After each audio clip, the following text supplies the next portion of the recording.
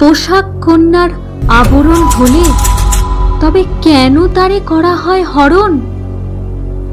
School office ফিরতি ক্লান্ত কিশোরী হোক বা খেলে বেড়ানো ছোট্ট শিশু, শিকার তো নয় তারা। পোশাকের আড়ালে কেন চাই তাদের চেহারা? হিংস্র জানোয়ারের থাবায় মূর্ছা যায় সূক্ষ্ম ফুলের মতো পাপড়িরা। মনুষ্য বিকৃত কিছু মুখ তখন শরীর পাওয়ার নেশায় আত্মহারা। ভালোবাসা, বিশ্বাস, প্রতিশ্রুতি ভয়ঙ্কর হয়েই ধরা দেয় নিষ্পাপ এক মনে।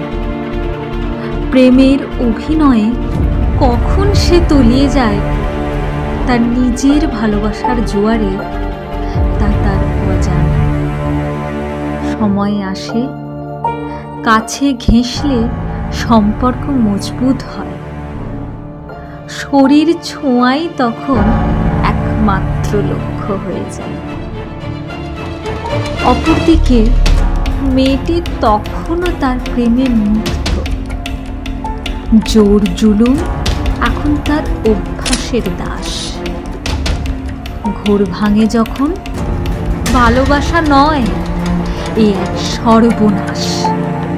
সদ্য বিয়ে হয়ে আসা নতুন বউ যখন সোহাগ করে চুলের খোঁপা বাঁধে, কপালে লাল টিপ আর সিঁথিতে লাগায় চওড়া সিঁদুর, মনে স্বপ্ন বনি অনেক।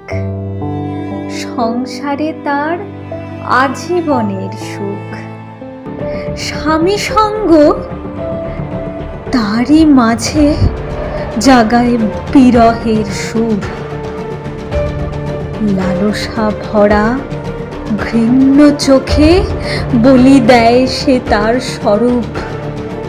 মুক্তি চাই, পালানোর পথ খোঁজে, গাঁট ছাড়া তারে দমিয়ে রাখে লোক লজ্জার ভয়ের মাঝে।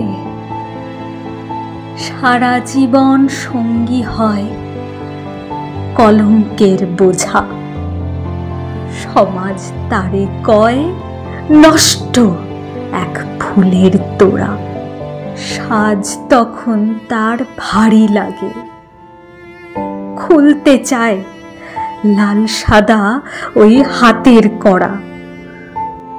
অসহায়ের মতো বয়ে যায় বাড়ি ধারা, কুড়ে কুড়ে খায় তারে ব্ল্যাকমেল আর মৃত্যু শব্দ জোড়া।